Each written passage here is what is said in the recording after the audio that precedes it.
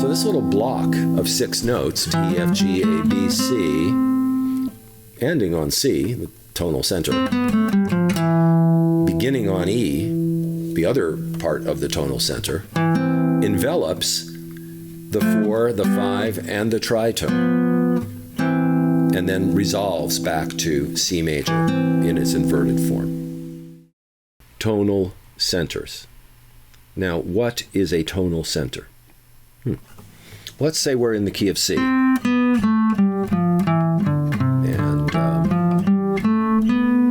we play a C major scale. Well, the key is named after the note C. And that note is at the top and at the bottom of the scale. Well, I've read that if you're in the key of C, C is the tonal center.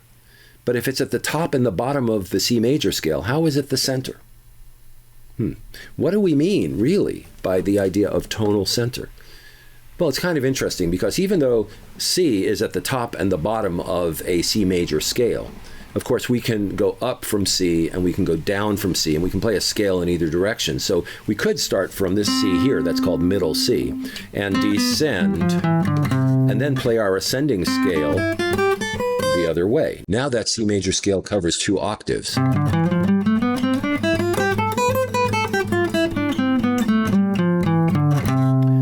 And C is at the bottom, at the top, and in the middle.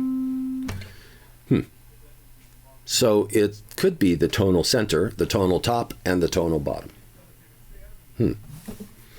I think we need to look a little deeper to really understand what we mean by tonal center. Let's look at the interval structure of the key. The interval structure of the key is based on a series of whole steps and half steps. And the idea of tonality includes the idea of major and minor. Of course, we're in a major key here, and so the number 1 interval, the first harmonic idea in the major key, is the C major third, C and E. When we combine C and E, we have a major third. That is harmony number 1 in the key of C. That is the tonal center harmonically. Because C by itself can't be a tonal idea unless we consider its relationship to the other notes in the key. What makes the key a major key is the relationship between the tonic note and the third that follows it. So when we combine C and E, we have a C major. Now there are 3 major thirds in every key. We also have an F major and a G major. 3 major thirds, F major, G major, and C major. Now, individually, each of those major thirds is just about the same. 2 whole steps inside of each of them. F major third is an F and an A, so we have F, G, A. If we play the sequence that connects those 2 notes, F, G, A, that's 2 whole steps. And we have a G major third, G, A, B, also 2 whole steps. And then we have a C major third, C, D, E. But only the C major third is at the center of the interval structure of the key. The distance from F to C and from C to G, if we start from C and we go in opposite directions, they will be the same. And this is why G in the key of C, the 5 in the key of C, is called the dominant, and F in the key of C, or the 4, is called the subdominant. In other words, the distance from C to F is the same as the distance from C to G. If we go up from C to G, we arrive at the dominant. If we go down from C to F, we arrive at the subdominant. So the subdominant is called the subdominant not just because it's below the dominant, but because it is below the tonic, because it is the equivalent of the dominant going south, going down in pitch from the tonic. So the symmetrical relationship between 1, 4, and 5, between the tonic, the subdominant, and the dominant, places C, or the tonic, the 1 chord, the 1 harmonic idea, number 1, in the middle. So that alone places C at the center of the key of C. that idea of the tonic, the dominant on one side, and the subdominant on the other side gives you the center of the key in the form of C major. There's another element, however, that we need to consider when we're really sort of getting this idea of tonal center, and that is the tritone, because the tritone essentially envelops that C major in its inverted form. In other words, we have a C major, and we go down from C to B, and we go up from E to F, and we have the inversion of the tritone.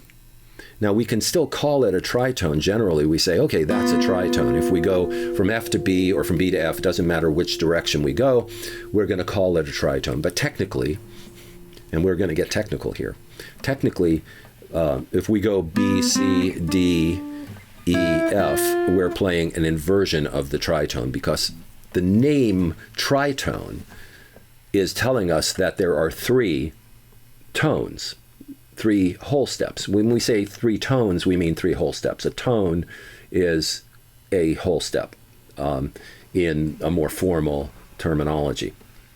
So when we say semitone, that means half step. We say tone or whole tone, that is a whole step.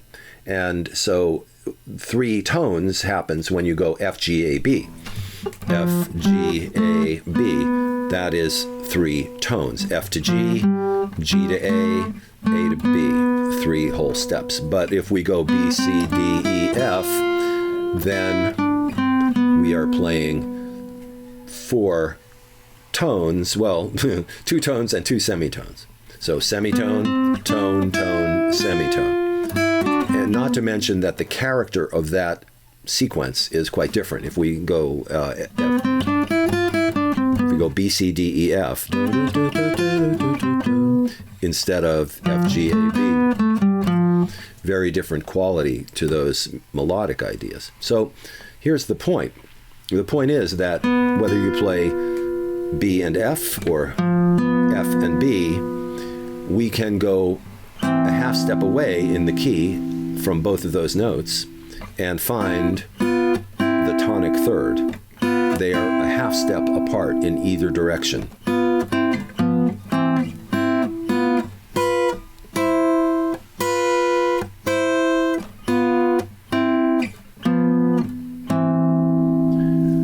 That relationship between the tritone and the tonic third is unique, and it is absolutely centered in the key.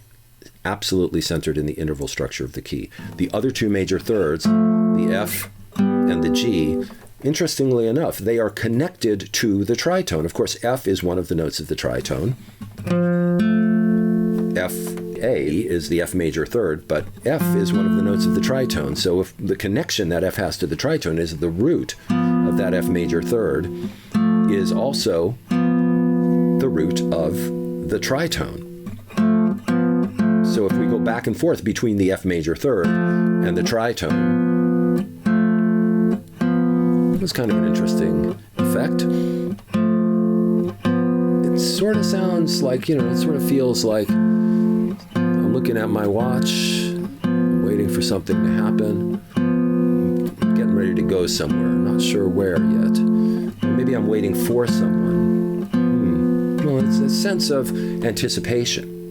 And if we go to that G major third, well, the opposite thing is happening there, because G is not one of the tritone notes, but the third of G, B, is.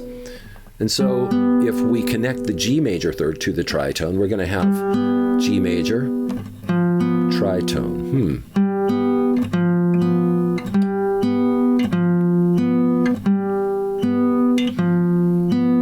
Another sort of sense of anticipation evoked by that.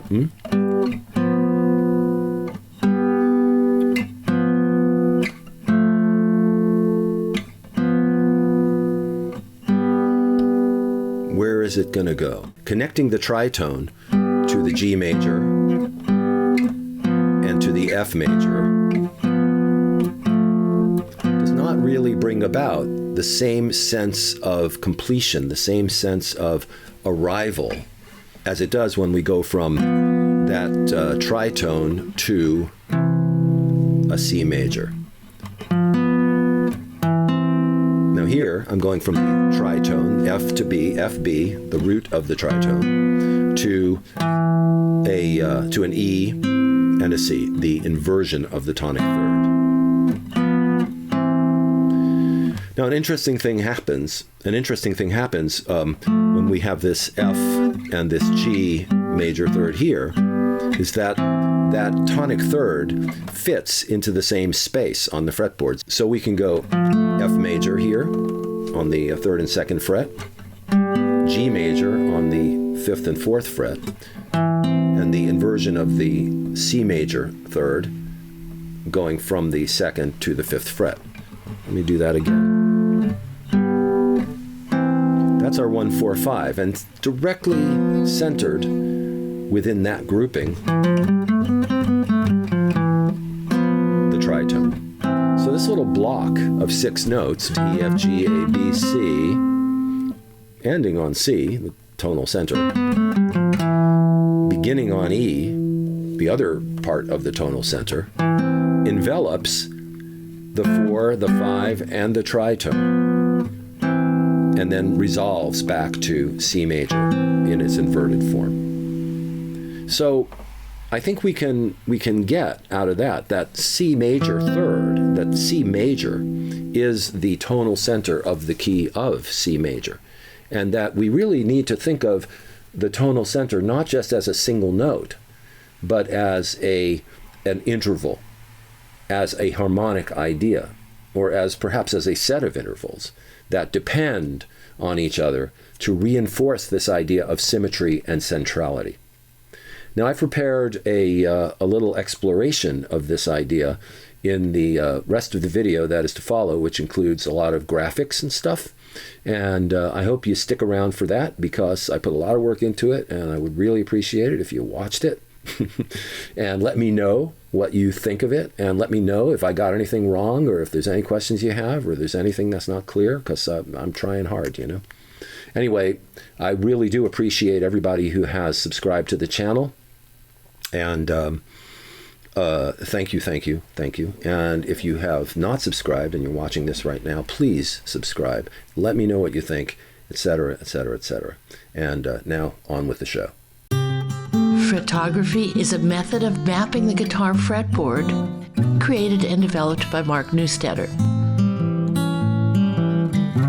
The shapes of many diatonic note groupings on the fretboard remain unnamed within established methods.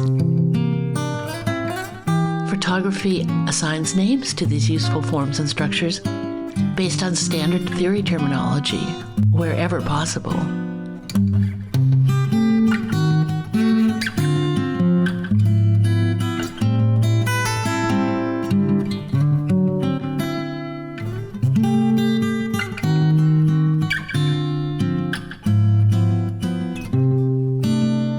A brief note about some of the concepts and diagrams in this video. You'll notice 2 colors for the notes on the fretboard, blue and green. This is a reminder that the interval between the G and the B strings differs from all the other adjacent pairs of strings, and so the notes on the B and the high E string, the top 2, are all 1 fret higher than they would be if all the strings were tuned to the same interval. This interval juncture breaks one level of symmetry, but creates another. Also, the focus is on the phenomenon of the 3 6-note fingering blocks, which are built around the major tonic third and its tritone, including its relationship to the other diatonic major and minor thirds, symmetrically encompassing the whole fretboard. Every diatonic major key has 7 key degrees. Let's look at the 1, the 4, and the 5 of the key of C. The Ionian, Lydian, and Mixolydian modes stem from these degrees. The C major chord, the F major chord, and the G major chord. All 3 major chords in the key of C are rooted in these degrees. The 1 is also called the major tonic, 4 is the subdominant degree, and 5 is the dominant degree. We can take the 1-4-5 structure and apply it to different modes within the same key. and find a variety of harmonic and melodic possibilities that each tell a different story.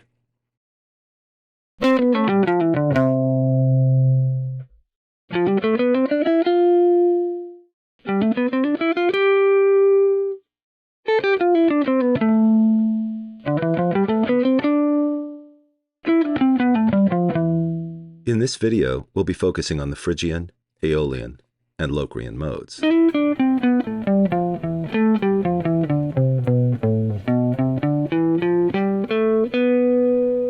The 3, the 6, and the 7.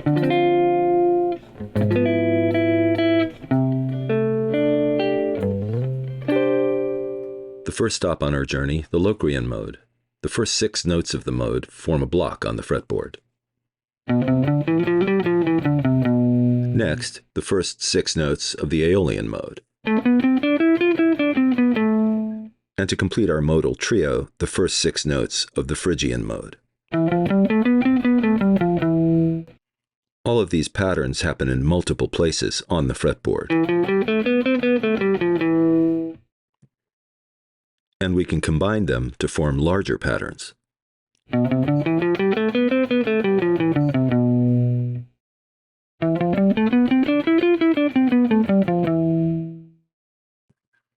And those large patterns can be combined to form even larger patterns.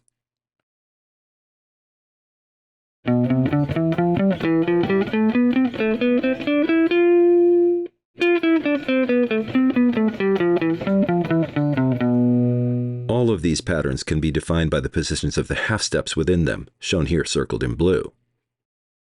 This block crosses 3 standard scale zones.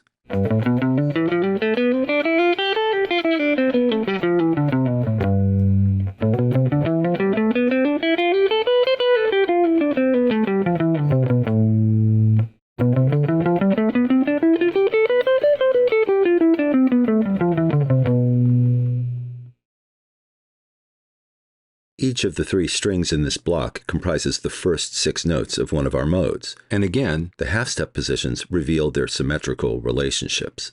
Half steps toward the right, half steps toward the left, half steps at both ends.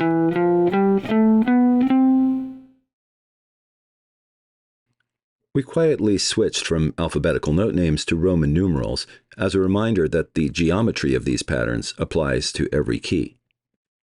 Whatever key you're in, it's a good idea to think of these patterns based on their numerical degrees, not just the note names. The Locrian pattern begins on the 7th degree, which means the tonic of the key is the 2nd note in the pattern.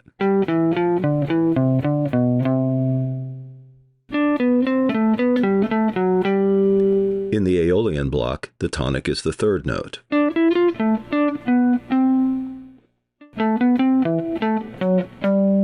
The tonic is the highest note in the Phrygian block.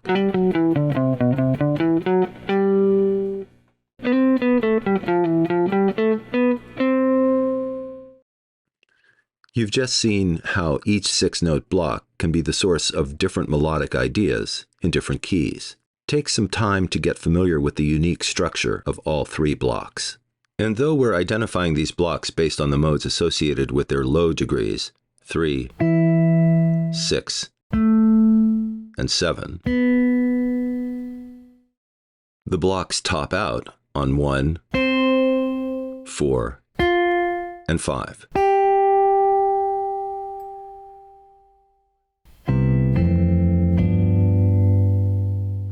Let's take the notes in the key of C on the first string of the guitar, starting from open E all the way up to the 20th fret, C. Now, it doesn't really matter whether these notes are on the first string of the guitar or anywhere else. E will be the 3rd note of the key of C, and C will be the 1st. These 2 notes form the tonic major 3rd in the key of C. But there are 3 major 3rds in every major key, the 1, the 4, and the 5. The interval formed by the notes above and below each of these major 3rds will be a 5th in each case. Notice that there are 2 perfect 5ths here and 1 diminished 5th.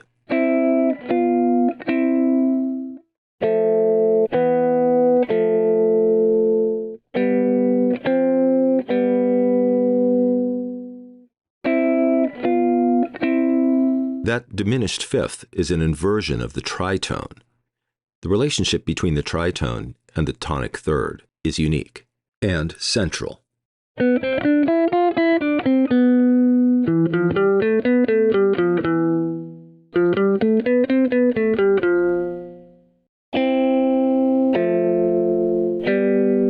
tonic major third, the subdominant major third, and the dominant major third, also known as the 1, the 4, and the 5.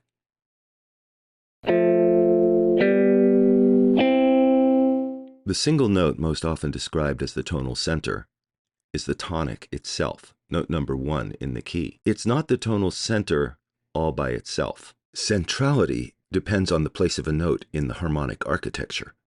Tonality is all about the relationships of notes based on their interval structure as well as their rhythmic relationships.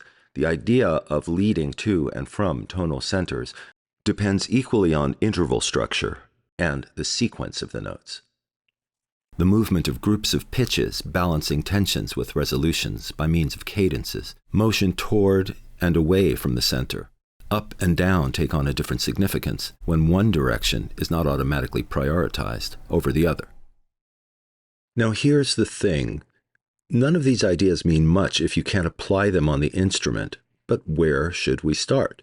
The title of this video is Tonal Centers, so perhaps we should start there, at the center of the fretboard, on the middle C major third and its tritone, centered on the 5th fret.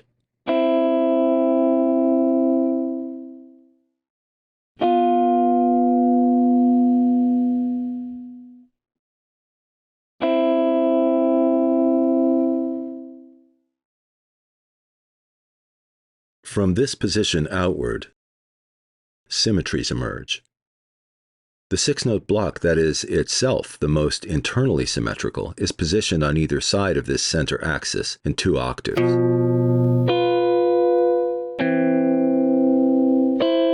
The Phrygian block has all the ingredients, 1, 4, 5, and tritone.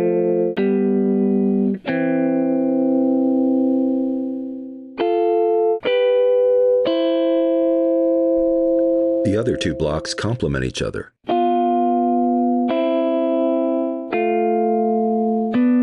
Each containing only part of the structure. The common element in all 3, and the structure that forms the heart of diatonic major key harmony and tonal motion, is the tonic third in the tritone, which is distributed across the fretboard.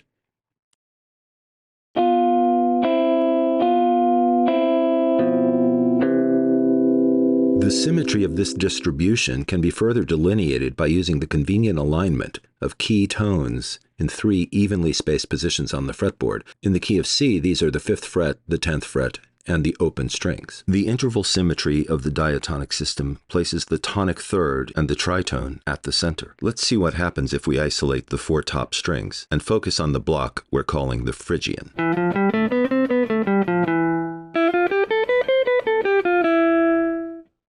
In the 6-note block we've labeled Phrygian, the tritone forms a diagonal slash across the center, intersecting with the inverted tonic third, and linking with the 4 and the 5, the subdominant and dominant, respectively. As for the other 2 blocks, Aeolian and Locrian, these overlap, joined by the tritone inversion and the root position tonic third, with the dominant third inversion and the subdominant third inversion split between them.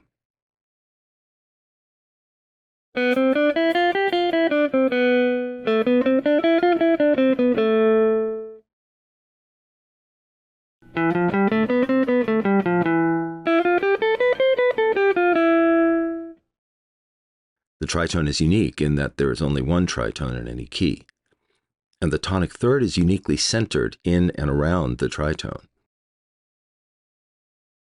This curved pattern, which vaguely resembles a spiral galaxy, shows the overall diatonic symmetry of the note array on the fretboard. Notice that all the notes of the key are connected here.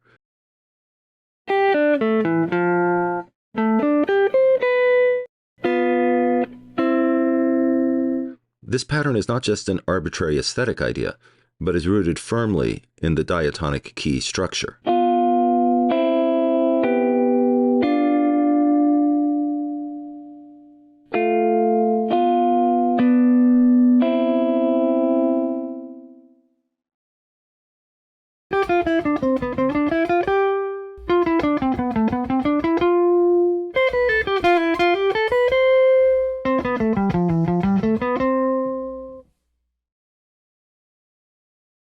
The system of the lower three strings is no less symmetrical than the upper string group, but with different parameters.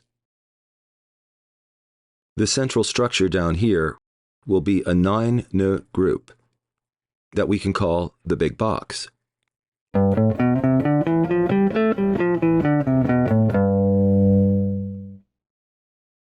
The tonic major third, the subdominant, and dominant major thirds align on 3 consecutive strings, while the tritone inversion crosses diagonally. And, all in all, this box comprises the simplest geometric expression of diatonic symmetry on the fretboard. Linked at the 5th fret on these 3 strings are the Locrian and Aeolian blocks, which, though asymmetrical individually, are symmetrical when paired.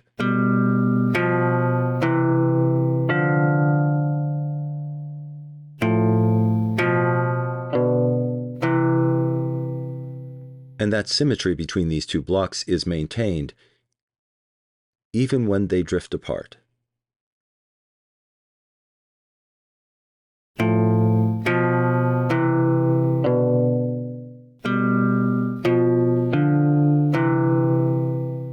Meanwhile, the Phrygian block stands alone. Being symmetrical within, it pairs with its twin.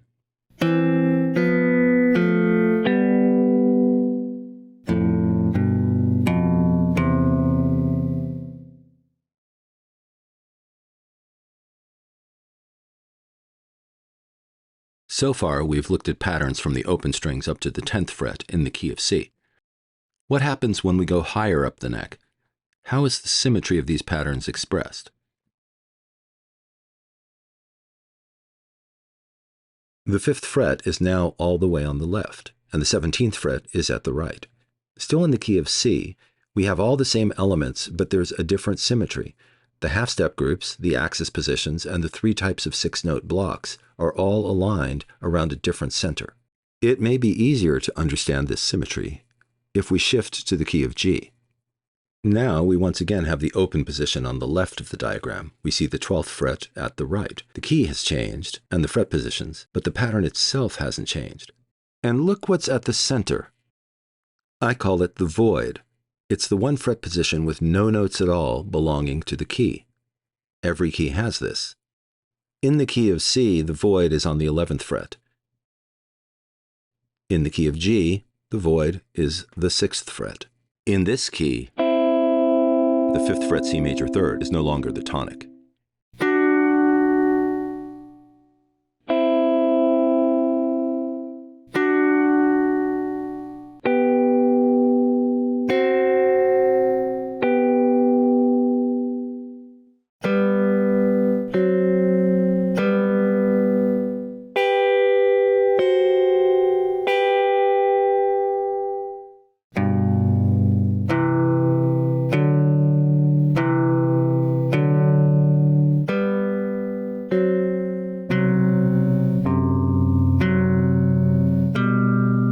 Now, all roads lead to G.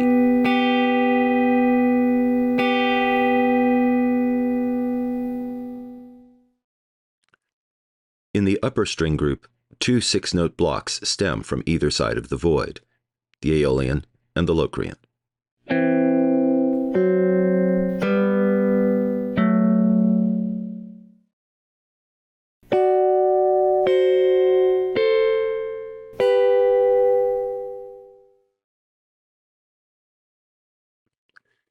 The upper left and lower right positions are occupied by 2 instances of the Phrygian mode.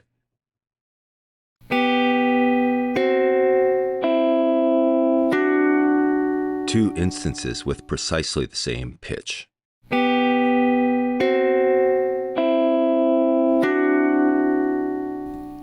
Actually, three. Three with the same pitch.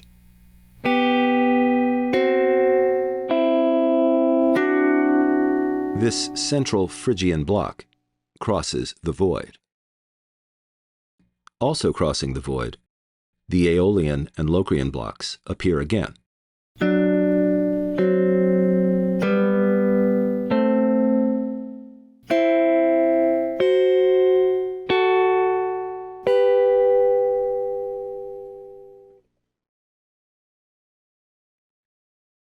In the lower void symmetry, we'll find a similar arrangement with the Aeolian and Locrian blocks in complementary positions opposite each other.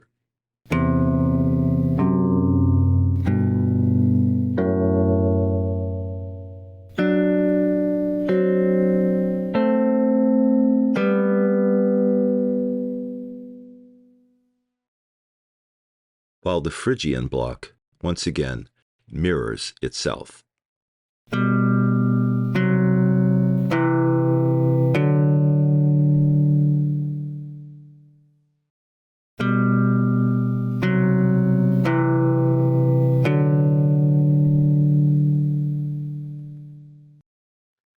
And finally, another set of Aeolian and Locrian blocks.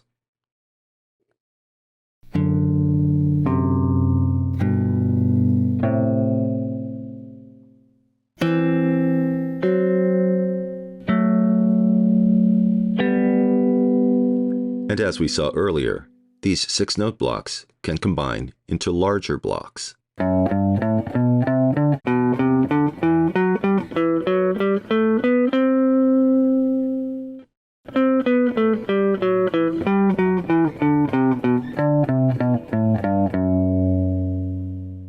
This block spans across 3 standard scale zones.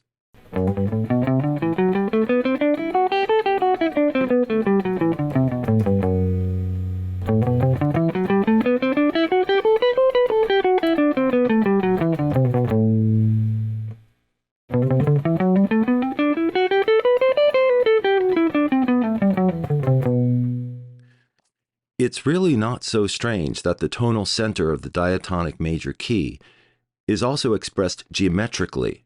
The grid of the fretboard embeds the interval structure of the diatonic system as each fret position comprises the notes of the pentatonic scales within each key. The 3 6-note blocks, which we can also call hexachords, ultimately fit together into a large block we'll call the checkerboard.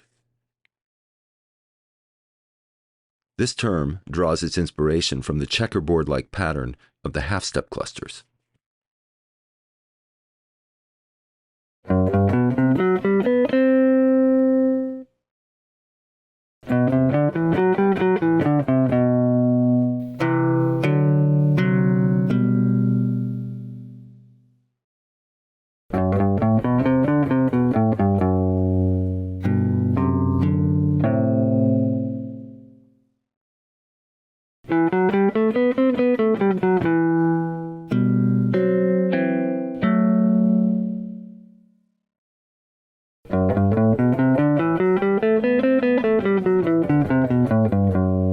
There are 3 checkerboards. That first one stemmed from the 6th string, this next one from the 4th string.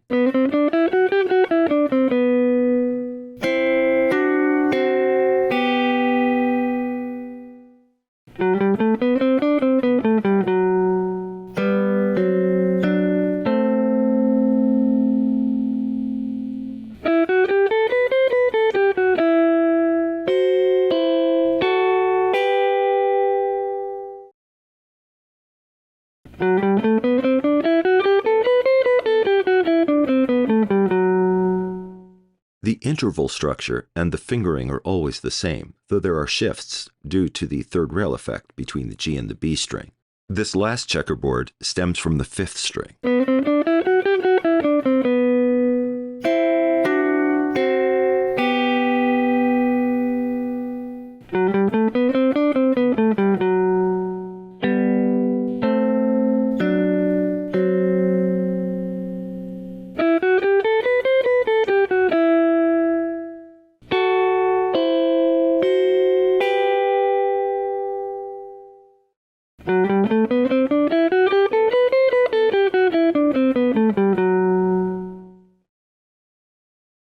And here's the relative positions of all three checkerboards in the key of G.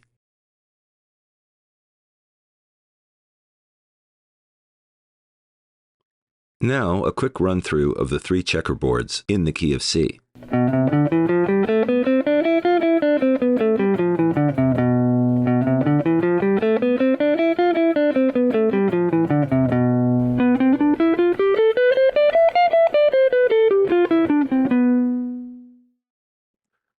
The checkerboards condense the three hexachord blocks into the fewest fret spaces, but the blocks are also linked horizontally, forming chains. Here, as an interval sequence on the first two strings in the key of C.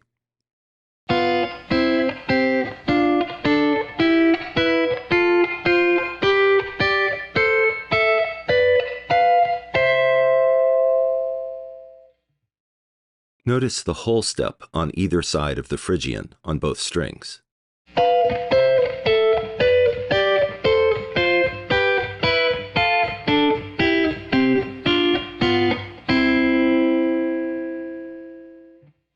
On the next two strings, we find the Aeolian and the Locrian blocks more central.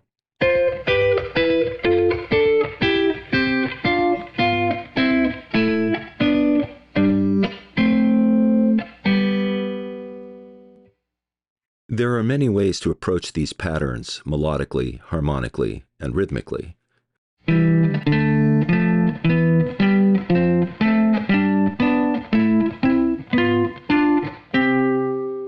The specific choices made here and throughout this video are intended to provide a systematic overview of interval symmetry and the sense of motion around the perception of tonal home notes, the notes that suggest a kind of arrival.